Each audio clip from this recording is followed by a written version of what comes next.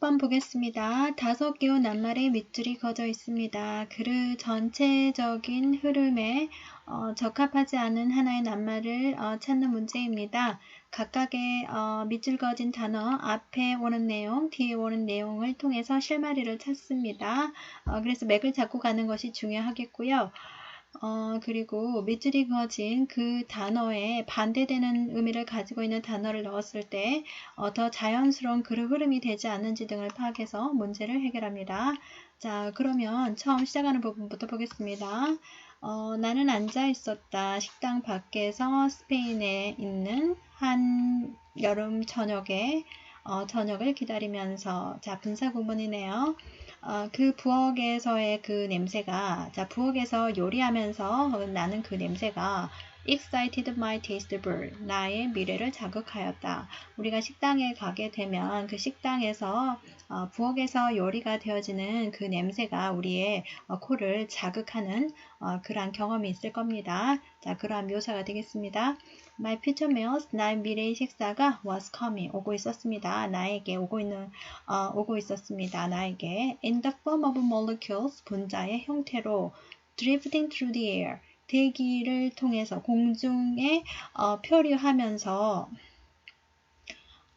too small, 너무 작아서 내 눈이 볼 수는 없지만, 자, 너무 작아서 내 눈은 볼 수 없지만, 그런 맥락을 보면 눈은 너무 작아서 볼 수 없었지만 코는 감지했다, 이런 맥락이 되어야 하니까, 그래서 코에 의해서는 감지가 되어지는 분자의 형태로 이런 의미가 되어야 하겠습니다. 그래서 detected 괜찮습니다.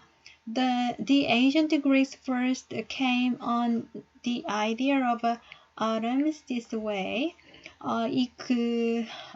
고대 그리스 사람들이 처음에 원자에 대한 생각을 생각해냈습니다. 이런 식으로 그 굽는 빵의 냄새가 suggested to them, 그들에게 시사해 주었습니다. 대절을요.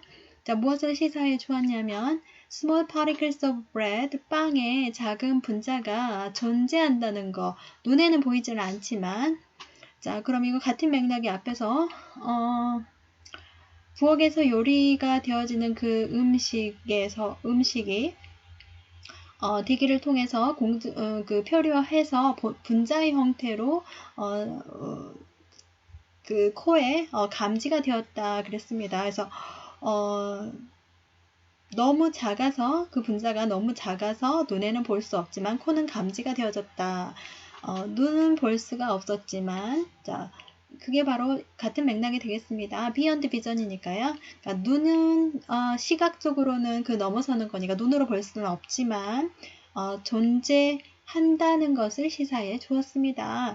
어떻습니까? 같은 맥락이죠? 존재한다는 것을 시사해 줍니다. 이런 식으로.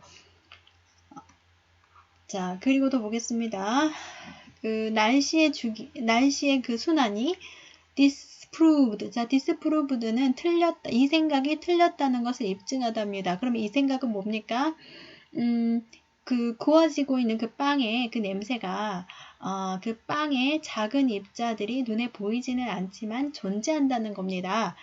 그래서 이 생각. 자, 앞에 맥락을 찾고요. 그러면은 뒤에 오는 내용이, 앞에 오는 내용에 대한 내용이 틀렸다는 그런 내용이면 3번은 괜찮고요. 그런데 그런 내용이 아니라면, 앞에 맥락과 같은 맥락을 가지고 있는 거라면 3번의 disproved는 적합하지 않는, 그 흐름과 적합하지 않는 그런 낱말이 되겠습니다. 그러면 보겠습니다.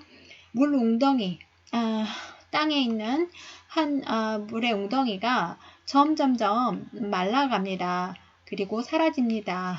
그리고 나서, 자, 마르고 사라지고, 그리고 나서는 falls, 떨어집니다. 나중에 물의 그 비유 형태로. 그러니까 존재는 하는데 형태를 달리해서 계속 순환을 한다는 겁니다. 그들은 추론했습니다. 대절을요.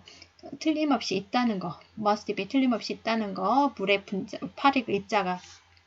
그러니까 어떤 입자냐? turn into steam, 수증기로 변했다가 구름으로 구름으로 형성했다가 그리고 땅에 떨어지는 그러한 물의 입자가 존재한다고 하는 사실을 추론을 한 겁니다. 그럼 어떻습니까? 앞의 맥락과 같은 거죠.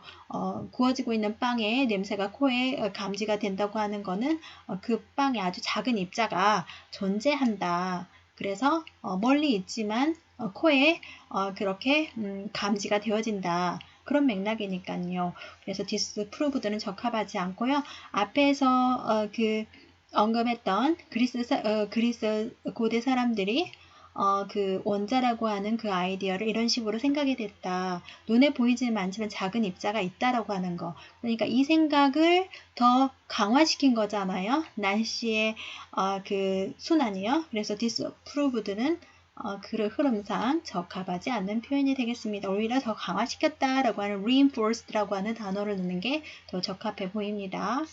자, 계속 읽어가겠습니다. 자, 그리고 that은 관계대명사이고요. So that the water is conserved. 그래서 그 물이 보존이 되어집니다. 어떻습니까? 괜찮죠? 물은 보존이 되어지는데 형태만 달리해서요. 그래서 수증기로 바뀌었다가 구름을 형성했다가 비로 다시 그 땅으로 떨어지는 거.